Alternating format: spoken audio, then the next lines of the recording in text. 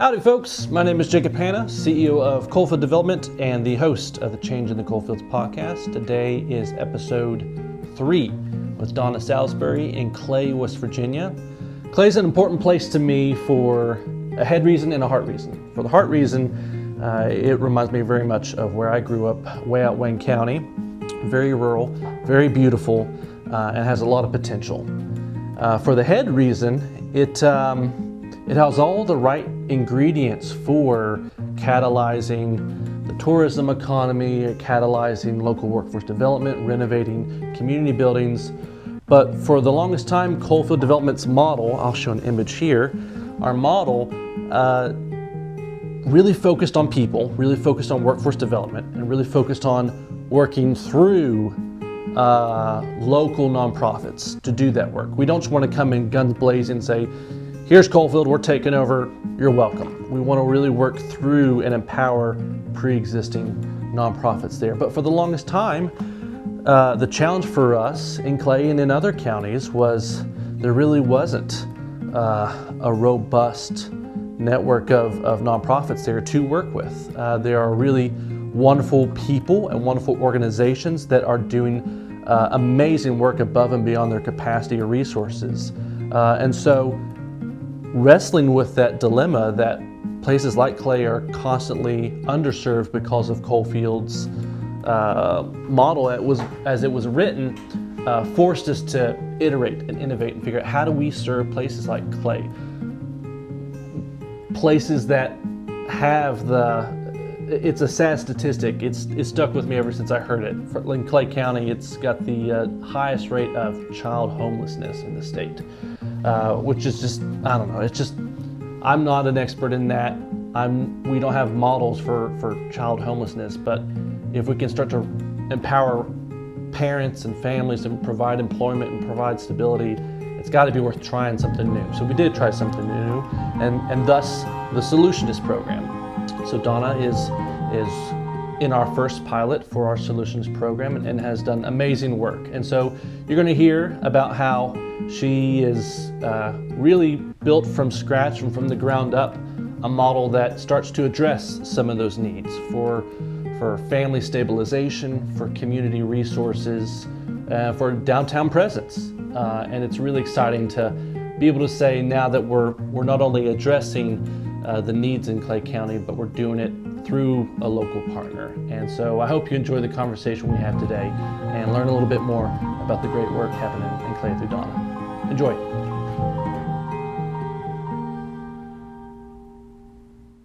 Fly her out there. Oh wow! Yeah. What's I don't know what the podcast is. She won't tell me, and I'm like, wow, interesting. You don't want my mom to know what right. you're talking about. And now you have yours here. Yeah. Cool. Okay. Testing 1, 2, 3. All right. Howdy, folks. My name is Jacob Hanna. I'm the CEO of Coalfield Development, and today I'm in the beautiful town of Clay, West Virginia, with Donna Salisbury. She is one of our solutionists in our new program, and really just want to spend time to just get to know the folks who are doing the work on the ground, making it happen, and talking about it in the space where the work happens. And so folks may be listening to this conversation, folks may be watching it, and so if I could ask for folks who are listening and not seeing, where are we? Where are we sitting at? Where are we located? What's this building? Can you tell us where we're at? Yeah, we're in Clay, West Virginia, and this is the Clay Family Support Center, and I'm the director here. And this is a place where families can come to get help if they need it, and people who don't have families can come to get help. And for folks who don't know Clay, I grew up way out Wayne County, very rural. I feel like it shares some similarities to Clay. Very much. Both of our counties, the counties that are named after the county seat town of Clay County, Clay, West Virginia. It's sort of an hour-ish outside of a larger city for me, Wayne to Huntington, for you, Clay to Charleston. So what is life like in Clay? What does rural look like, and what are the realities of that? Rural looks like a lot of driving to get to a grocery store. We are a food desert, and working here. Can you explain what that means? A food desert, we don't have Kroger's. We don't have a Walmart. We don't have a place where you can really go shop unless you want to go to a gas station. We do have Dollar Generals, but we don't have the ones that have the Sure. fresh fruit Yeah, and vegetables. the DG Marketplace. Yeah, we don't Seen have that those, here. yeah. So people have to travel quite a ways. It's usually 45 minutes plus to get to a grocery store. It makes it hard because a lot of people here don't have vehicles. We have a very elderly population here, and they live on a very fixed income. Many people that we have walk through our door that are elderly here live on incomes of less than $900 a month. And I'm not sure how you do that. Yeah. I, in my brain, cannot do that. A lot of our families here are very proud, and I call it hollerism, because they don't want to come through the door to ask for help, Sure. because they were brought up that you don't ask for help. And it's really hard, and the thing that bothers me the most working here is that there are children that could use food, but their parents are too proud to come. You know, and I understand it. Sure. You know, I do understand it. I've wrestled a lot with that growing up. It's almost like pride is one of the last things you have when you lose everything else. Yes. Especially when folks who are sort of on the outside looking in want to, I don't know. I've seen a lot of what I would call poverty porn growing up. Yeah. And it's a crass term, but it really captures the spirit sometimes of what some of the media aims for when they're doing stories in Appalachia. Yeah. And so I find that areas that are usually victim to that kind of extractive storytelling also see a high concentration of pride, because it's almost like a defense mechanism to say, like, this is our this is how we build immunity to all the negative storytelling, is that we dig deeper into our sense of pride and belonging, because A, it might be all we have left, and B, it's how we survive and not just spiral into a depression. So I get it, I get why it exists, and also it can get so strong to where it's the only thing you have as your vision and your blinders, to where it can then make you blind to some resource like yours. Yeah.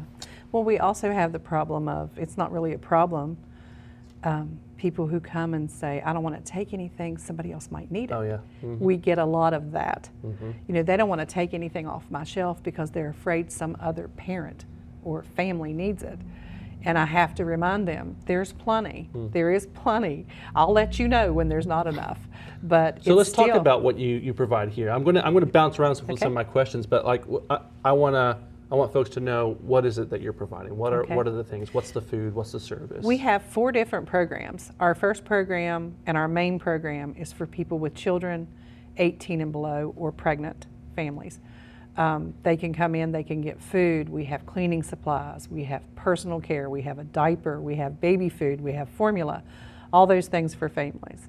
The next program we have is for people who do not have children and they need help, and we can provide food and some cleaning and some personal, because most of that stuff gets donated, it's not from a grant.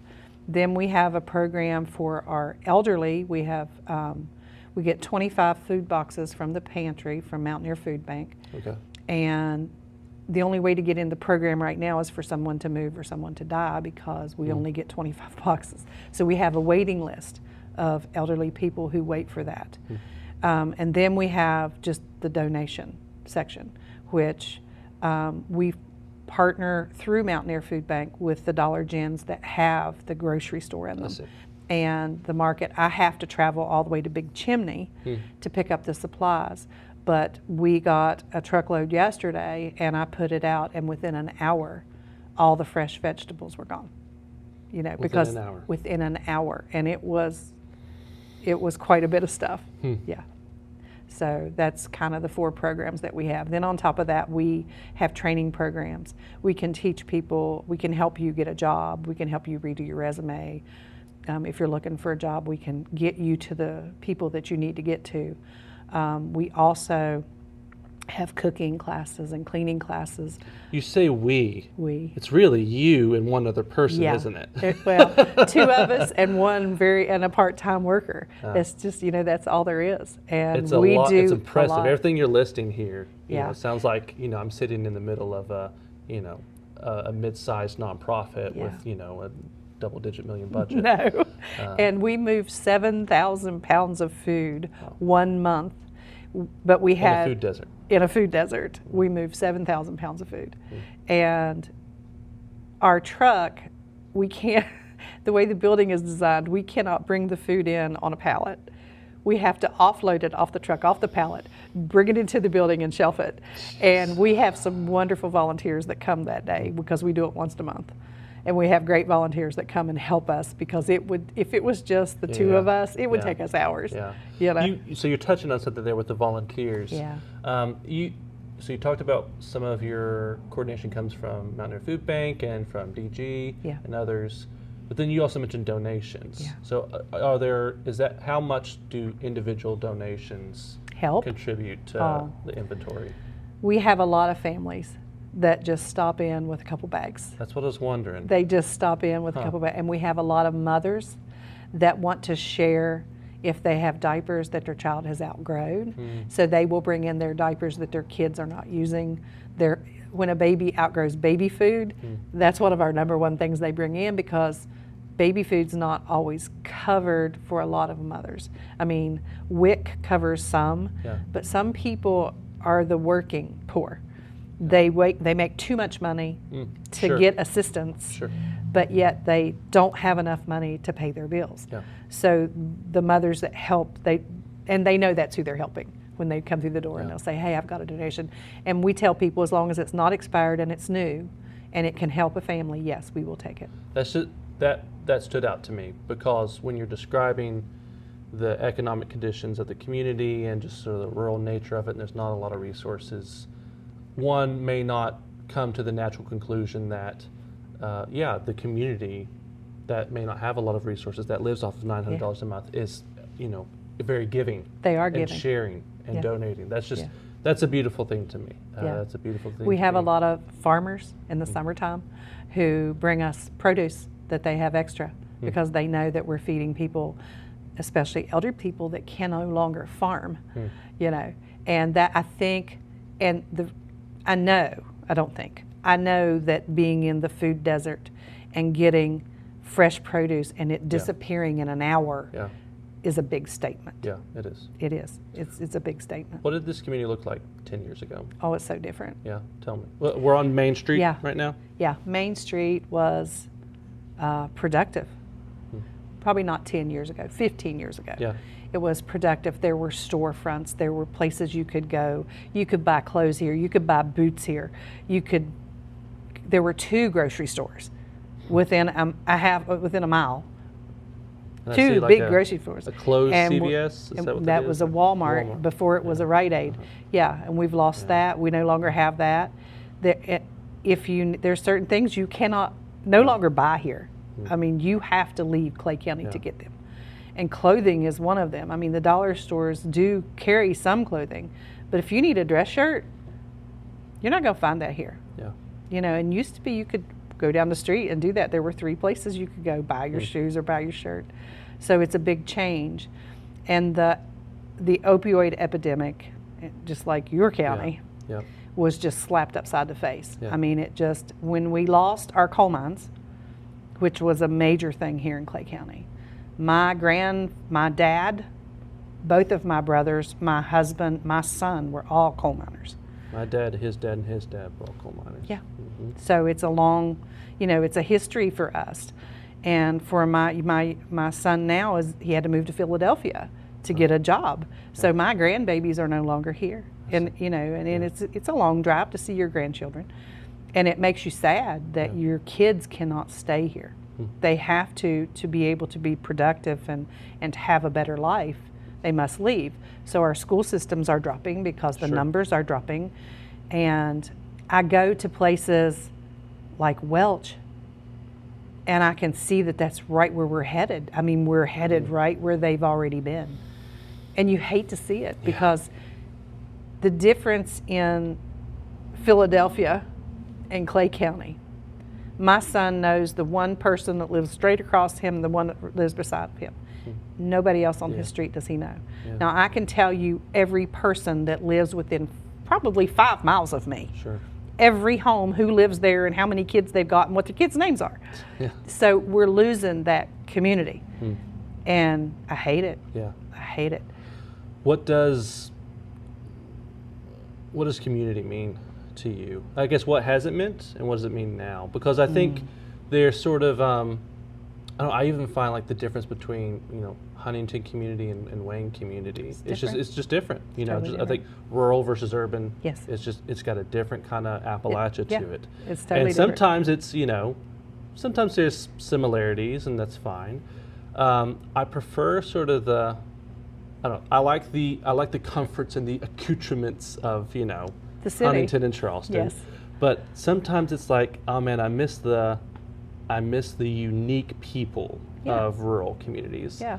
When you walk down the street of Huntington, and you don't know anybody, does anybody speak to you? That's the difference. When I walk down, I want to tell you a story.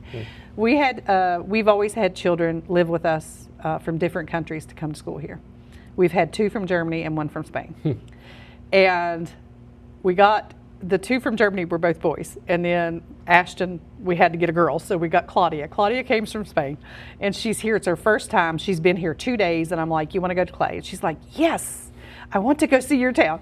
So we go to Clay and we start walking down the street. And as we're walking down the street, hi Donna, hi Donna, hi Donna. And I'm speaking back to everybody. And we get to the post office and we go in and the postmaster says, Donna, I'm sorry, I think you got a Blackson back. And she's standing there and I see her look really weird and I'm like, I wonder what she's thinking about, you know, because the language barrier at first is really kind of hard for some kids. So my assumption was she was having trouble because of we have a bad dialect here. We have a You have a rich dialect. We do, and you can really hear it when we talk. And sometimes it's hard for the children. It takes them a while to learn what we're saying. So we go to the high school, we go in the high school, and everybody's talking to her. They're wanting to show her room, where she's going to be, and all this stuff. We walk out, and she goes, can I ask you a strange question? And I said, what? She said, are you like the governor or the mayor or something? And I just started laughing. I was like, no. That's great. So, Not yet. But no, county commissioner.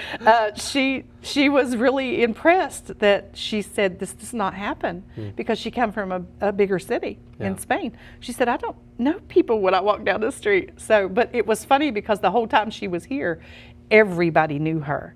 And when she went home, she called me, she said, Mom. And I said, what, baby? She said, I hate it here. Nobody knows me. She felt left out when she got home because she was so used to these people talking to her. Culture change. Yeah, big culture shock. Yeah. There's But she did miss the Starbucks. I'm okay. It was a big thing. Fair. Yeah. There's some notable people in rural communities. In my rural community, it's Blaze Star. In your community, it's I think the Wild Man of Clay County. The Wild Man of Clay County. And then as you work your way towards Kanawha County, it's the Earl of Elkview. Yes. So there's even though there's a lot of challenges with rural living, even you talking about how your accent sounds different. Yeah. There's just, in my mind, that's where the beauty is as well. Like rural communities don't produce boring people. No. They produce very interesting innovators, doers, creative thinkers, people who do things outside the box. And that's what you're doing today, which is really what attracted us to your operations and your vision, because this wouldn't happen if someone thought inside the box. Yeah. Someone would say, Clay, West Virginia, population too small to have less than 7,000 buying power. There's not a lot of businesses on the main street, so why open up downtown? And so if someone was thinking inside the box, this would not happen. And so I just really want to elevate what you're doing here today. And you gave me a lovely walkthrough of the facility here. What folks will see today is just a snapshot of the scale of operations you do. And so, could you tell me about folks who you serve more? So you talked about families, you talked about folks under 18. Do they live in this area, or are they driving in from other areas or other communities? How much does this serve as a central hub, and how much is it just sort of the folks here use your services here, and that's the extent of it? No, it's all of Clay County. We have addresses from all of the small places in Clay County. People have to drive in to see us, but we've got the MTA system now, so they've got a way to ride in if they want to. We have finally got bus service. We've never had that before. It's brand new. Wow. Yeah, we serve all different parts of Clay County. We even serve people across the borders. If you're from Big Chimney to Big Otter. Yeah, but if you live in Newton, it's closer to Clay from Newton than it is to Spencer, and Spencer has a family support center. So our deal is whoever's closest, whoever is the closest to you to try to help you save gas.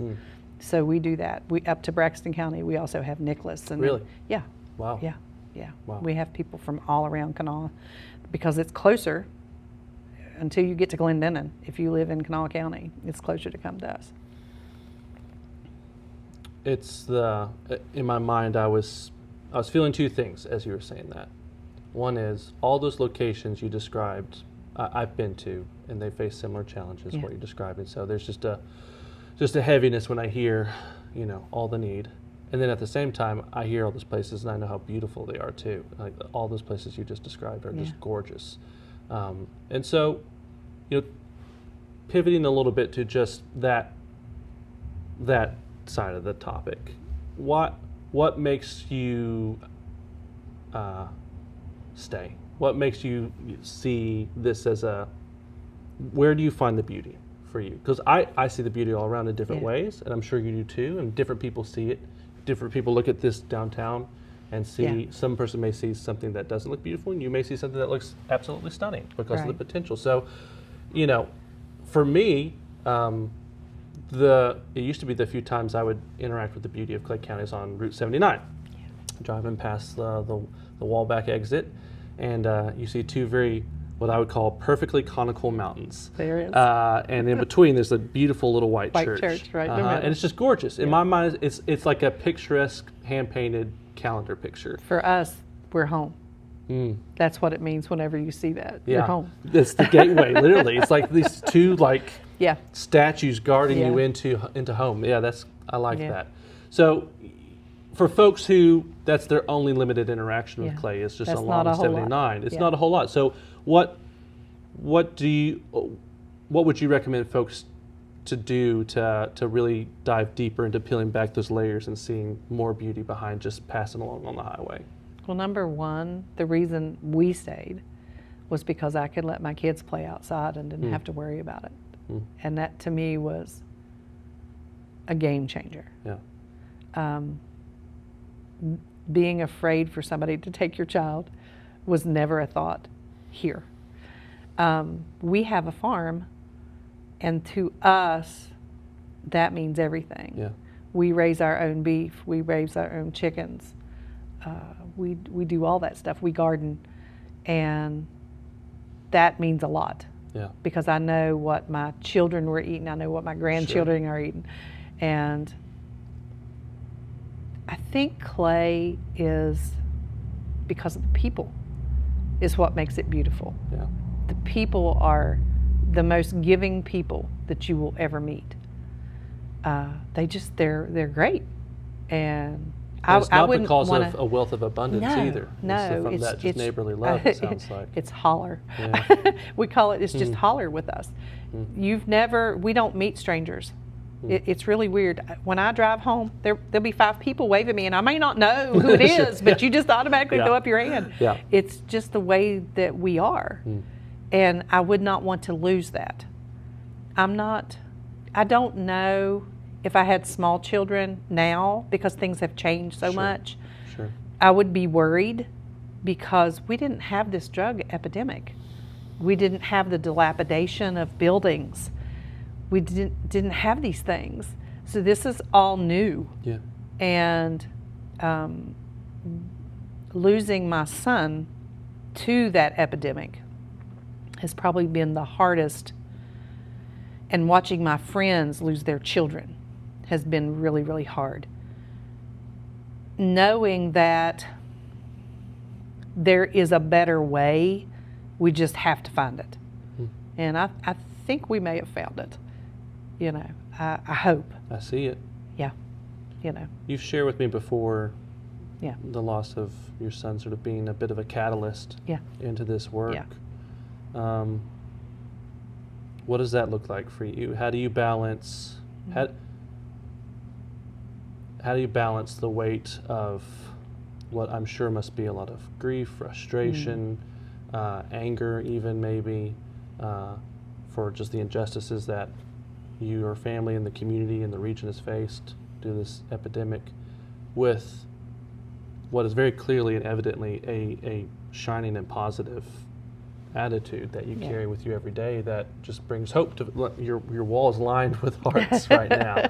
I'll take a picture and put it in the video afterwards. But how do you, if you don't mind, if that's not too personal a question, No, it's but not how do you keep both of those things in motion? It has taken a lot of years to get where I am. The first year was really, really hard. You can't bury a child, no matter how bad they are or how bad they did or whatever they did, and still not hurt. And that's the problem that I have with people who are always down on people who are homeless, people who are addicted. My thought every time is, that's somebody's child. They may be 40, but I'm going to tell you that if their mother's still alive, she still loves them. She may not have contact with them because they're doing things she doesn't agree with, and she's trying hard love, but they're loved. And to see people just not understand that is hard for me, because even before my son overdosed, I knew that those were people's children, you know, and I know a lot of people that I knew before drugs. Sure. We have a state senator that comes here to get food that is addicted. I mean, if you can fall from that, you can fall from anywhere, because he should have had the world by the tail. But one accident got him hooked on hydrocodone, which he just kept falling. So, well, it's an intentional trap. It is. That's been said. Yes, it is a fall, but it's a fall because someone pushed. Exactly, because my whole problem with the epidemic was when they originally designed that medicine, it was designed for cancer patients in their last days. Yes, exactly. And temporary last days. Temporary last days. And they used it in a way that it should have never been used. And I saw so many people who were just people you would never dream that would get addicted, that it happened to. Well, if it's happening to those people, how much easier is it for people who don't have money, who don't have things to do, who don't have a great life? That catalyst is just right there. The opposite of addiction's connection. Exactly. That's what I keep hearing. You go down to Kermit, West Virginia. It's even smaller population than here, and I always forget the statistic, but I'll fact check it after and post. But there's a small pharmacy there, and it made the news because it's like a town of just a couple hundred people had, I think it was close to 80 million prescriptions being written out of it per year. Why? Why? It begs the question why. Why? And you can't tell me they didn't know, because they did. And the bad part is, I know that they're having to pay for their sins now with the money that they've got in West Virginia First Foundation. I mean, I understand that, but I don't see that money being spent in a way that is going to help the people that are still here that need this help. And it's never going to. I know it's never reset us back to what we were. No, but to take the money and pay off a jail bill, how are you helping? You're not. I mean, you're not helping anything. But if we don't get some of them children and adults, off the drugs and get them back into society, it's just going to keep perpetually going. So what is helping? this is what I wish there had have been when my son was addicted, is drug court. Drug court is so different than regular court, but you have to have so many people and so many things in place to make it happen. If a person gets in trouble and I take you to jail and I test you and you test positive, you're going straight to drug court. And when you get to drug court, the drug court's going to sit down with you and find out what you're addicted to, why are you addicted, and what can they do to help you. And then they're going to give you things to do. And you're going to work with that judge every week to figure out if you're doing the right thing, and if you're not, what we can do to steer you in the right way. And if we can't steer you, then you're going to go back to jail. A lot more corrective than punitive. Exactly. Yeah. And they need the corrective. They need that. We have so many people to come through this door who are addicted or homeless that don't have IDs. They don't have a driver's license. Well, guess what you can't get when you don't have that? You can get no help. You cannot get any kind of medical assistance. You cannot get food stamps. You can't get anything. Yeah. And that money should be, even here, we should have a program for that here. And that is one of the things I'm striving to do in Clay County, is get it to where we have drug court. And it's been wonderful working with the judges here local. They are just right, they're right there with me. They totally agree. Our hardest part is that we don't have a bed. I cannot put you in rehab here in Clay County. And the number one reason, and I've talked to a lot of addicted people, the number one reason they leave, they want their family. And if you're in Huntington, your family can't get to you. No. If you're in Morgantown, your family cannot get to you. So they really we need beds here. We need them close by. If we can't get them right here, they need to be really close. Next county over. Kanawha County stays full. So we can't push our people there. We also need like a place where if you've went through drug court and you've gotten a job and you have to test, and you need to be at work, maybe you work the early shift, you have to be at work at 6 a.m. There is no place you can go to get your drug test done at that hour in the morning. So you can't work. So, I mean, it's such so we want to have a place that can be open early for those people that need to test, and that keeps them on the straight and narrow. My niece is a recovered addict, and she will tell you the one thing that keeps her where she is me reminding her daily that I love her and that I am here for her and I will help her if she needs it. They have to have somebody behind them. Yeah. If they don't have that, they're not going to. And sometimes just telling somebody, hey, I'm here. Yeah. That's what they need. That's important. But we don't have the services. We don't have a place for them to go to get mental health services. We have a few places, but maybe they don't take the insurance. There's just all these barriers.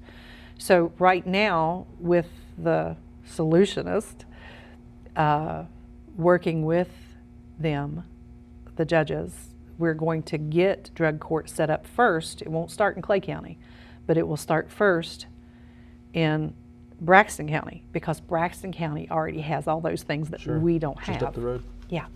But with that being said, at some point, we could use the MTA system to push our people to Braxton County while we're making those things happen here. Yeah. So that's the big. I love big that. Thing.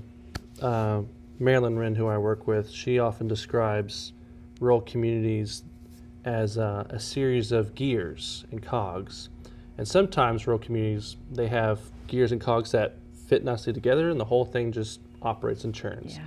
Sometimes there's a gear missing, and these two pieces are spinning, but nothing's getting traction. Sometimes they're connected, but the teeth are broken and missing.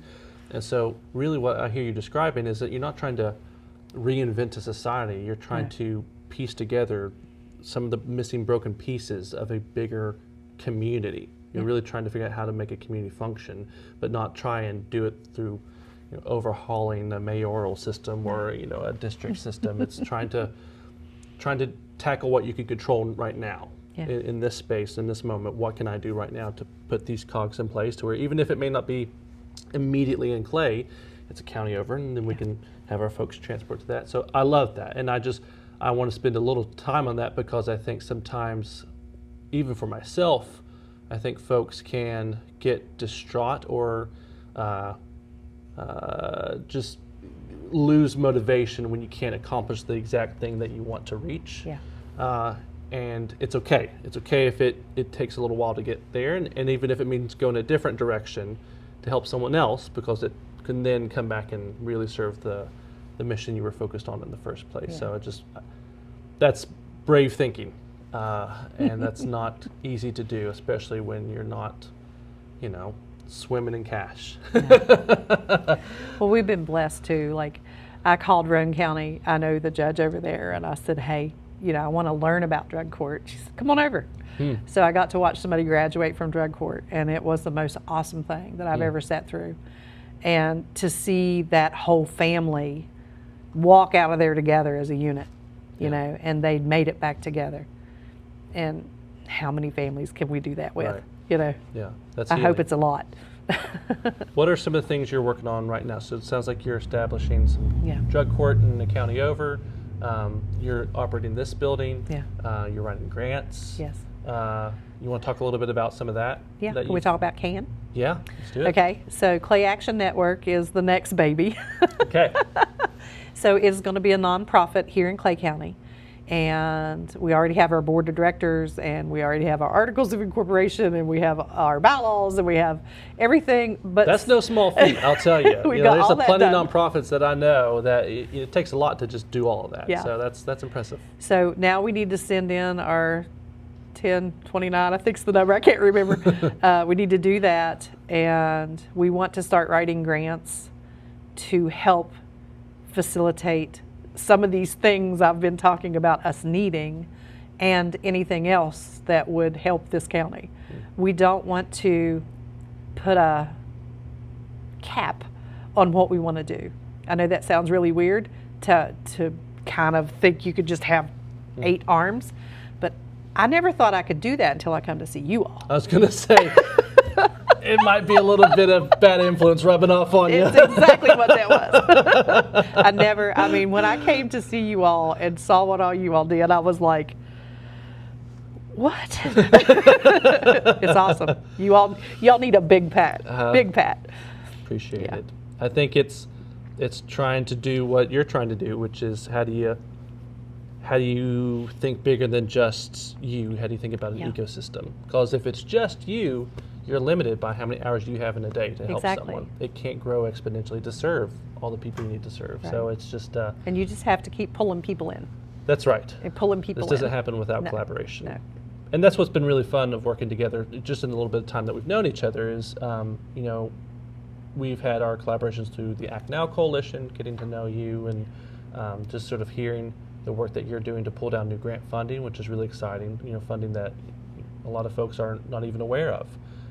So it's not just you with a hope and a vision, it's you with this infrastructure you've built. Yeah. Now that's leveraging funding, leveraging partnerships, and doing it in a place that, just out of no fault of its own and no insult to the community, that, doing it in a place that folks would write off. Yeah. And say, there's a reason why Coalfield Development does not have an office here, to be very frank. There's a reason why, there's not, a Starbucks here for the kids that were coming and doing a stay with you. And so it was really important to me when we were starting this Solutionist program to find folks in those areas that, on our sort of model, looking at paper, Coalfield says, oh, well, but there's not a nonprofit there, so we can't work there, kind of a thing. And that's just, I'm glad we were able to break through some of that thinking, because there's plenty of folks doing amazing work like this on the ground that... well, we couldn't do anything here without our local collaborations. We just couldn't. We work with grand families. We work with our health department. We work with the FRN, which I used to work there, but just all these different things that we can collaborate with to make things happen here in this building, which is awesome. But collaboration's everything, and if you don't have friends, you can't get anywhere. And my mentor, Brandon Dennison, he says sometimes communities can be, and I think he got this from his mentor. We also just share knowledge together. But communities can sometimes be crabs in a barrel, pulling each other down to get out, Yeah. or we can be geese in a formation flying in the same direction. Right. And sometimes it's a bit of both. Maybe you got a crab hanging on to a goose. I think that's us. I think that's us. The crab with the goose. And that's okay, because, you know. As long as we're moving. That's right, as long as there's life and there's movement. That's something. Yeah. That's really good. I like that.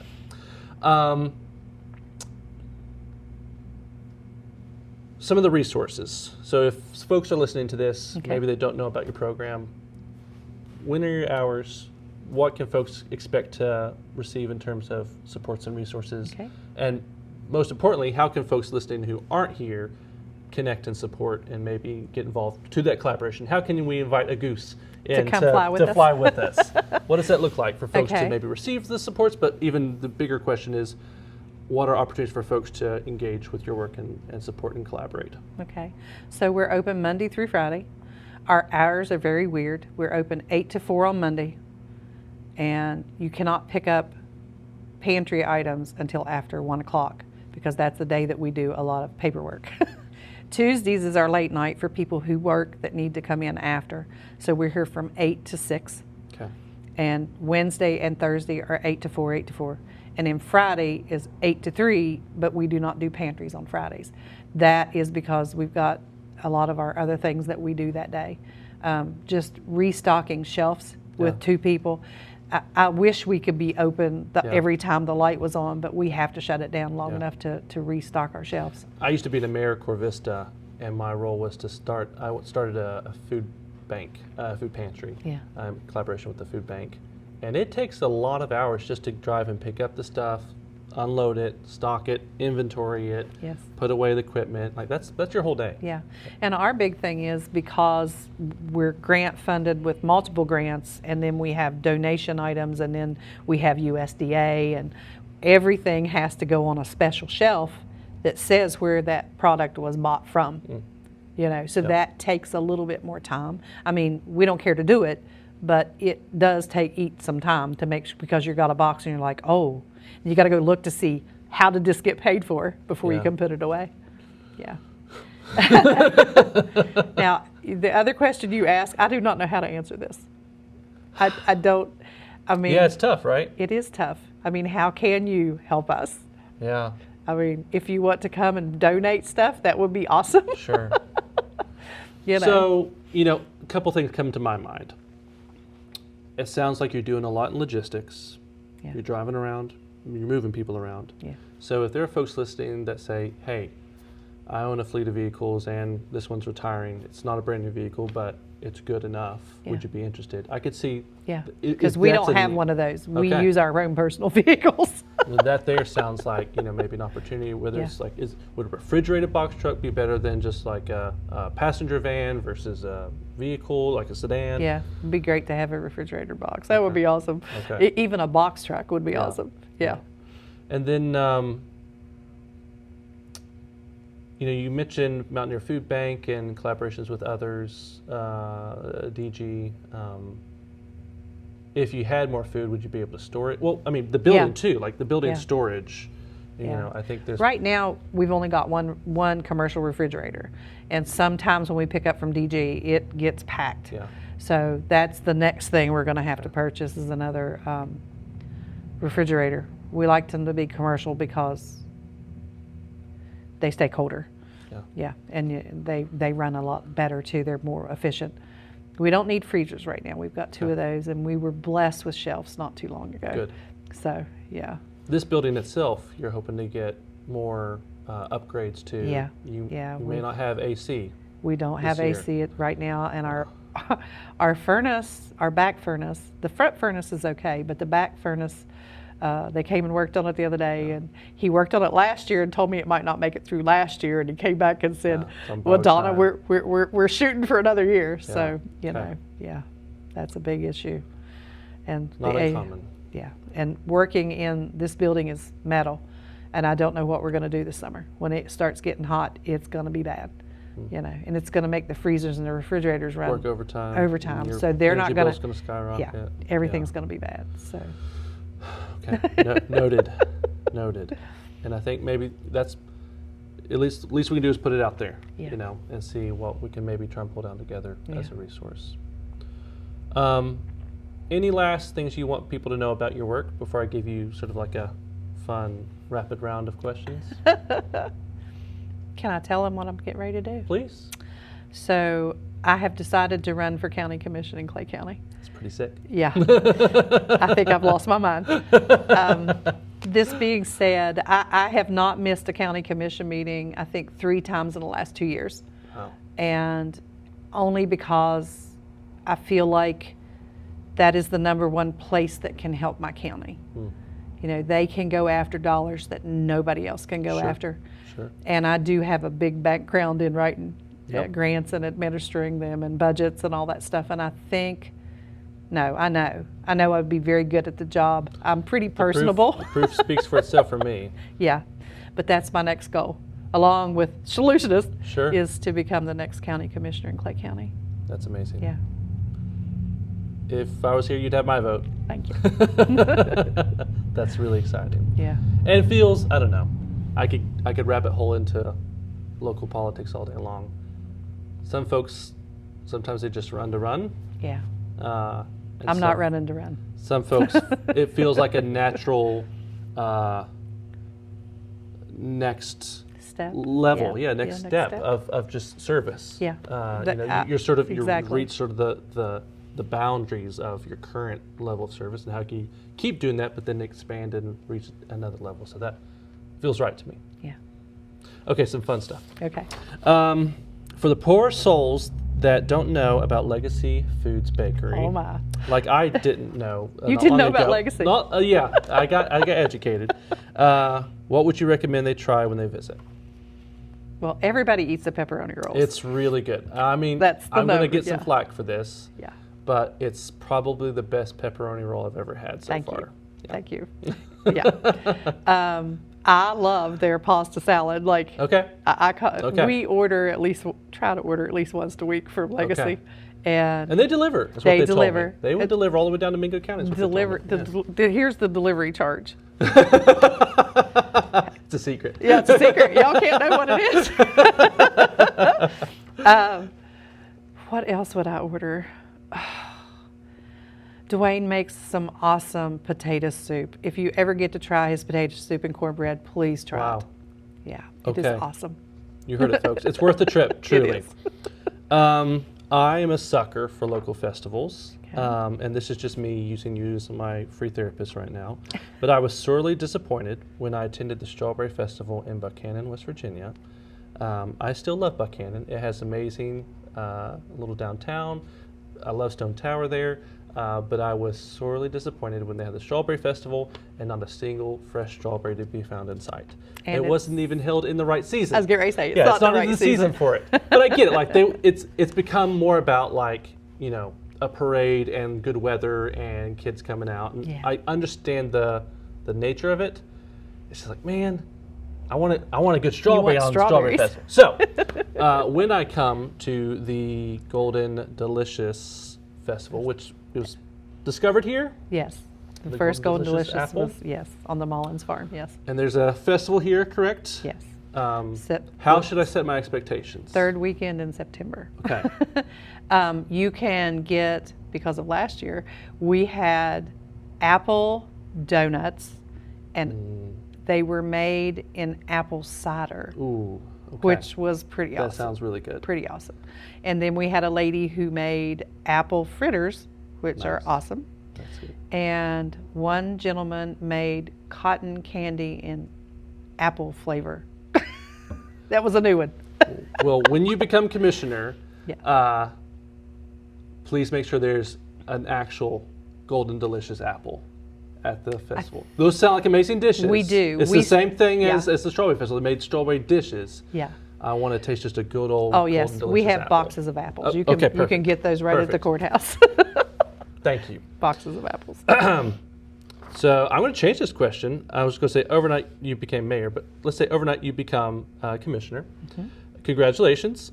Which motto are you choosing for the town/county to attract tourists?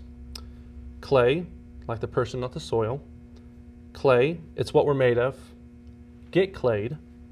home of the new wild woman of clay, Donna Salisbury. Which would you choose? Well, most people will tell you to take the fourth one. I'm not going to go there. I think, let's see. I like get clay. I like it. I like it too. Get clay. It's a little risky, but I like it. I like that. Okay, Yeah. awesome. Donna, you're a joy to talk to. I am moved by what you do, not just because it resonates on a human level, but it's tangible. I can reach out and touch it and see it and feel it, and it's got a close place in my heart personally. You know, when I was a kid, we lost our home due to opiate-related arson, and in very rural Wayne County.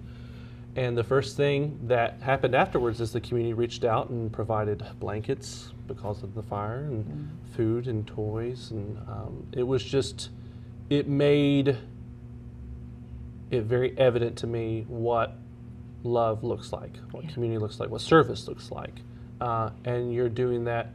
I experienced that in a small window of time as a kid, just that outpouring, and you.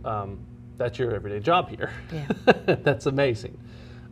We lost our home when our children were small to a fire. Really? It was from our dryer. Wow. And it changes the way you feel about objects. It sure does, doesn't it? It does. It really does. I looked for my scissors for about 14 years. I'd be in the drawer. Just that one pair of scissors, that's the only thing, but it was the pair of scissors that I used all the time. And for 14 years, I would be like, where are my scissors? And finally, one day, I was like, just go buy a pair of scissors that look like that. Wow.